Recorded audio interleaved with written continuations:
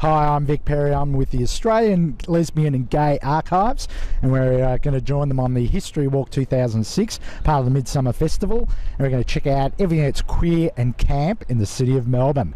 Let's have a look.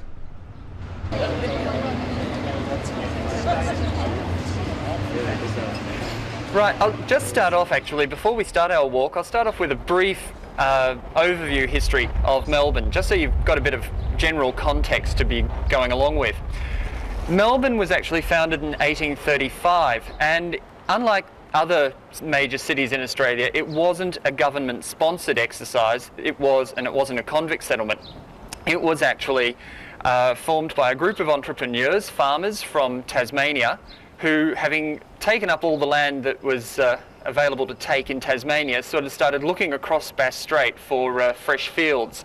And so in 1835, two competing groups arrived here in Melbourne and set up, one of them had a farm down at Spencer Street Station, and the other one had a farm where the old Customs House is, John Pascoe Faulkner and John Batman. And the two of them were competing as to who would be the founder of Melbourne, and they both actually sort of tie for the thing. Batman unfortunately died early of syphilis and kind of got forgotten about. Faulkner lived to be into his 70s and became a Member of Parliament, so guess who took all the glory? So for the first 15 years of its existence, Melbourne was a fairly steadily growing small place, and was the main exit port and entry port for the entire Port Phillip district, that is what's now the state of Victoria. But in 1850, when gold was discovered up in the hinterland at Ballarat, Bendigo, and up in the Ovens River district around Beechworth, the whole place just boomed, and the population sort of increased tenfold within 10 years. So the place became incredibly rich and very, very important in the scheme of things. And for the whole of the rest of the 19th century, Melbourne was the largest city on the Australian continent, far bigger than Sydney at the time. Now, Sydney's got a fairly well-documented gay history going back into the 19th century, but Melbourne actually hasn't had so much work done on it, and that's one of the things we're trying to do with the history walks, is to uncover this stuff. The problem with gay and lesbian history is it's always been a silent history. It's been a hidden history.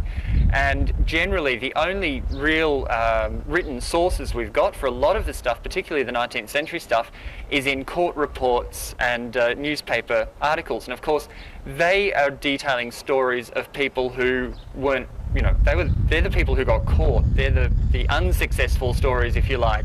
And it's written from the point of view of the people who, you know, don't like gays and lesbians. So when you're looking at this stuff, you've actually got to read between the lines. So that if you find that someone's been arrested in a park for, you know, public nuisance or indecent dealings or something like that, indecent assault, you think, aha, that park, if one person's been caught there, there are obviously other people who are doing the same thing there, and they haven't been caught, so we'll never know about them. But we know that that park probably was a meeting point. It's the successful lives. It's the people who lived happy and successful gay and lesbian lives in the 19th century and the early 20th century that we don't hear about. And, or, you know, very occasionally you'll hear references in biographies and things like that, but it's by and large official sources for the early history that we have, and that's what we're uncovering at the archives. Now, we decided to actually start the walk here at the State Library for a number of reasons.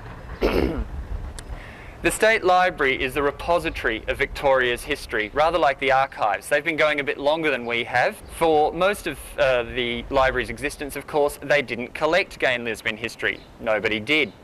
But just in the last few years, in the last 10 years, the library's collecting policy has changed, and they are now actively collecting gay and lesbian history.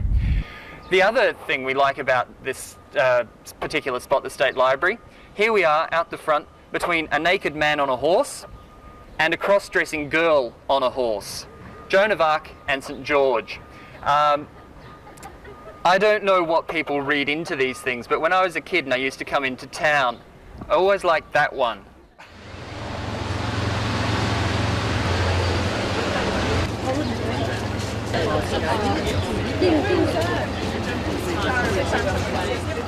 This is just a quick point to stop. We've got a number of them on our walk, so we're not actually going to go up and have a look at the exact spot, but you can always pop back and have a look later on. One block up here, up Russell Street, so I'll get it right, Russell, Lonsdale. One block up Russell Street there, on the corner of Latrobe, the old police headquarters, the Russell Street Police Headquarters, opposite the City Court building. Now, important particularly in the history of gay men in Melbourne, under the legislation that was in power before 1982, it was sexual relations between gay men that were actually illegal. Lesbianism was never actually illegal per se, and the story goes that we of course take our legislation in the 19th century from the UK, and the old story goes that in 1885, when they were drafting the legislation, they actually they were going to put lesbians into the equation as well, except nobody could actually figure out how they'd explain it to Queen Victoria when she came to sign the bill, that you know, lesbians actually exist. So they thought it was probably just easier not to even mention the L word, and Queen Victoria would rest more happily that way. So it's gay men who are targeted by the police and the legal system. One of the most interesting little stories I've ever heard with that one. 1936, a drag queen called Perri was busted in Collins Street by a policeman, or rather the policeman saw him in Collins Street and followed him home on the tram all the way to Elwood and arrested him outside his house in Elwood. Monday morning, Percy's in the dock at the City Court in drag. The magistrate, the judge, however, said that he looked at Percy's outfit, frock, stockings, gloves, hat, and said that if women could wear jodhpurs and beach pyjamas in the street, Percy was actually better dressed than most women. Case dismissed. I'd like to know what that judge got up to after hours. I really would. Anyway, one block further along, our next stop, we're heading into Melbourne's